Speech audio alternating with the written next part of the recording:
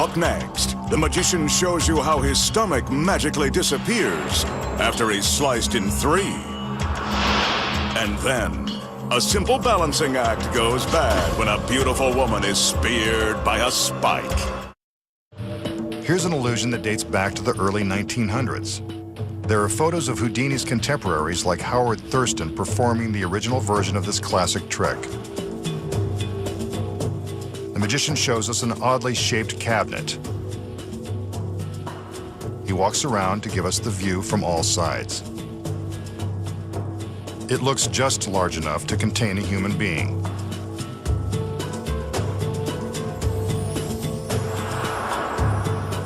The magician calls in his beautiful assistants, and one of them hands him a very sharp steel blade. Seems solid enough. Now for another. Smaller, but just as sharp, solid, and menacing. She'll save them for later use. The magician gets some help opening the cabinet.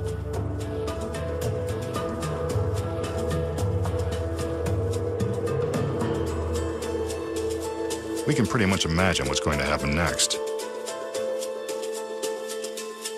Well, there's a switch. Instead of one of the girls, the magician has climbed inside. An assistant secures his neck with a steel strap. Next, a metal bar is lowered and 2 steel plates secure his legs. They really don't want him to escape. The doors in front of his head are closed, along with the main doors of the cabinet. The assistants now rotate the box so that we can see that the magician has not sneaked out through the back.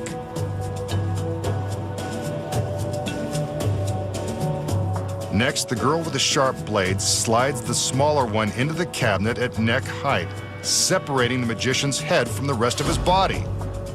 There's a painful razor burn. Now for the large blade. She slides it into the box at the magician's waist. After a bit of a struggle. That's one way to reduce your metal. No pain, no gain. We can still see his legs, so we know he hasn't escaped from the cabinet or from serious injury. Yep, there's his head. But his torso has completely vanished.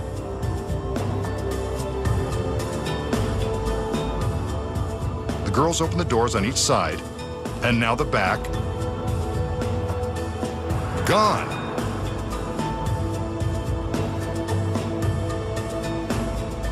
His legs are still there, no middle. Then his head. Looks like only part of him got out in time. But where did he go? And is the rest coming back? The doors are closed back up again so we don't have to look at this ghoulish mess.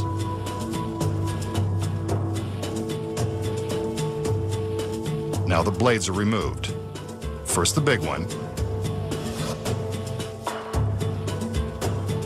then the one at his neck. She's good at this. The cabinet goes for another spin so we can see that there is nothing tricky going on in the back. Let's look inside. There's his head, and his middle is returned.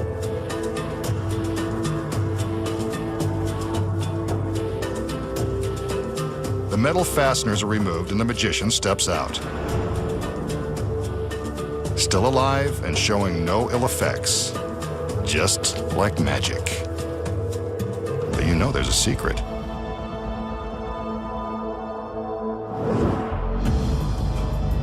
So, how did the magician survive one sharp blade through his neck, one through his gut, and his torso vanishing into the ether? Here are the secrets. First, the magician steps into the cabinet and the doors are closed. Before the first blade is inserted, the magician has already gone to work. Hidden in the top of the cabinet is a phony head, which is flipped down into position. From this view inside the box, you can see the magician reach up to release the fake head. From the front, it looks convincing. When the assistant is sliding the blade through what we think is the magician's neck, it's simply passing just beneath this false head. Next, we see the girl slide the large blade through the magician's waist. Hidden inside the box is a secret seat that is attached to the back of the cabinet and painted black so it can't be seen from the front. When the doors are closed, the magician sits down on this seat and bends forward, allowing the blade to safely pass just above him. From this angle, we can see that the blade never touches the magician. From the front, it appears as though he's still standing in place because his legs never move. The next secret is that the area above the metal plates is masked by sections of fake pant legs. He flips these into place to disguise the empty space and make it appear as though we are seeing his legs as though he were still standing. Here is the action with the cabinet doors open. The magician sits down on the concealed seat, flips in the fake legs, flips down the fake head, and bends forward to make room for the large blade. The girls reveal the head and then open the doors to show that his body has mysteriously vanished. In order to make it look like the magician is reassembled, the assistant first removes the blades, allowing room for him to sit up, hide the fake legs, flip the phony head back into its compartment, and stand up in preparation for his appearance. An updated version of a classic illusion, and now you know how it's done. Coming up next, the magician's gorgeous assistant gets skewered by an iron spike. Here's a trick street magicians have used on national television to fool millions of viewers. The magician shows us an empty plastic water bottle and a cell phone. But there's no time to take a call, not when there's magic to perform. He taps the top of the bottle to prove that it's solid and that there's no way for the phone to fit through the mouth. He taps the bottom, then presto! The cell phone has penetrated the solid bottle and is now inside. And it looks like it's staying there. Hope nobody calls. So, how does the magician take an ordinary plastic water bottle and magically make his cell phone wind up inside? Here are the secrets. First off, the bottle has been prepared with a long slit along one side that's large enough for the phone. The magician used scissors to cut the slit before the trick began. See how his hand fits inside without distorting the shape of the bottle. He starts the trick by using his phone to tap the bottle to prove that it's solid and to convince us it hasn't been tampered with. Then, he quickly rams the phone through the slit in the side. Just that simple. Here it is in slow motion as he pushes the phone through the cut opening. Once the phone is inside, the audience never notices the slit. There's another street magic trick that won't fool us again. The magician will now attempt an incredibly dangerous balancing act in hopes of avoiding disastrous results. He begins by showing off this arrangement of antique iron spikes. These are the same spikes found protecting medieval castles, haunted mansions, and Gothic cemeteries. They're all very sharp and very lethal. In the days of the knights, these spikes were used to impale dangerous lawbreakers and reviled enemies. Tonight, he'll use them to perform a perilous illusion with the help of this very lovely lady. She looks pretty dangerous too. Pretty and dangerous. That's a combination that's perfect for a trick like this.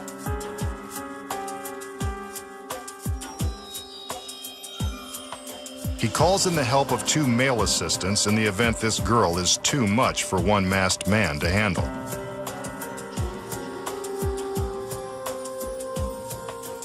As he puts her into a deep trance, the men lift her onto the tallest spike, balancing her precariously on its iron tip.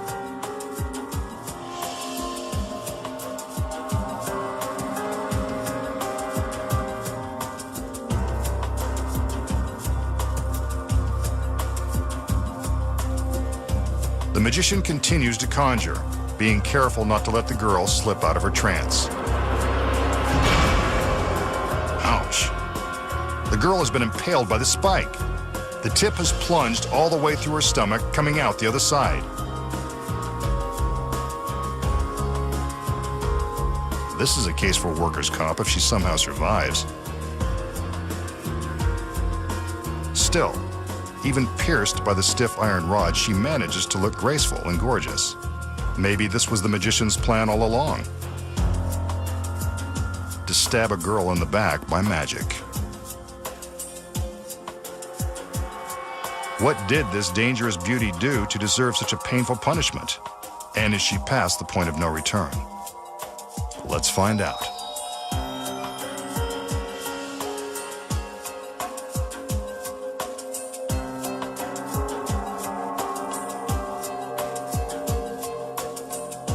The men help lift her off the spike as she awakens from her trance.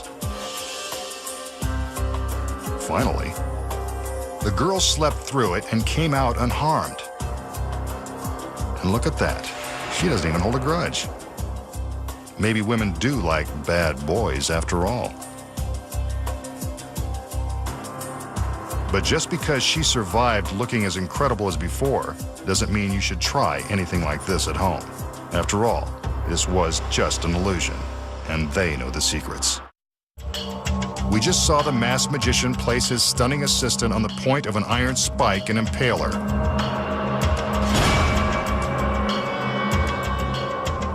So how did he do it?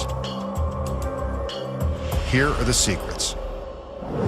When the illusion begins, the magician displays the collection of imposing-looking iron spikes. The spikes appear to be deadly sharp and quite dangerous. But on closer inspection, we can see that the pointy iron tips are actually made of foam rubber. They look lethal, but they're really quite harmless. They're as soft and pliable as a bath sponge or a toy bow and arrow set. The center spike contains some bigger secrets. When the assistant is placed on the spike, it appears that the spike goes right through her beautiful body. But if you look closely, you can see that the tip of this spike retracts into the shaft. When the assistant is placed on top, the point simply sinks down inside the spike, which is really a sturdy hollow pipe. Beneath her costume, the assistant is wearing a special harness that rests against the small of her back and has a socket that fits over the end of the phony spike. Without her fancy dress on, we see how easy it is to make the magic happen. When the men lift her, the magician guides the socket to the top of the spike. From this angle, we can see the moment the tip retracts and the harness attaches to the pipe. While the steel pipe and harness support her back, the girl must use her tremendous abdominal strength to keep her shoulders and legs up. This is the result of hours in the gym. Next, when the magician makes his magical gesture, the girl appears to be impaled by the spike. But how? Hidden inside the spike is a spring-loaded piston which retracts into itself. This lowers the assistant down, creating the illusion that the spike is being driven into her. See? She's actually just going for a ride as the piston slides the pipe down over itself. There is a release cable that runs from off-stage to the base of the spike. Off-stage, a stagehand controls the action. The girl is loaded onto the fake spike, and the stagehand waits for his cue. The magician motions, the stagehand pulls the cable, releases the piston, and the spike lowers the girl. If you look closely, you can even see the cable as it's pulled. We're so busy watching the girl being impaled that we don't even notice. But if the girl and the spike are lowered at the same time, how does the tip of the spike appear to puncture her stomach? The assistant has a duplicate spike tip that attaches to a magnet on the front of her harness. See? It's just strapped on.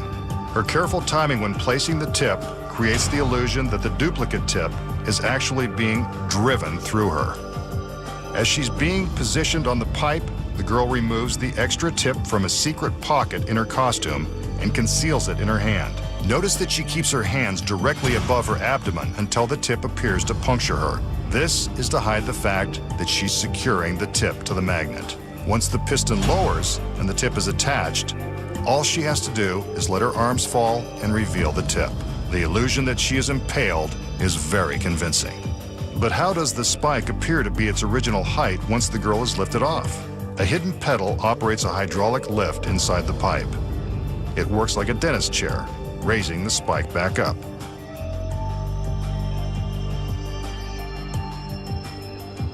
The assistant removes the fake tip and hides it in her palm as she's removed from the spike. All she has to do now is join the magician and accept half the applause for doing most of the work. And now, you know the secrets. Next time, the masked magician returns to reveal more of magic's biggest secrets.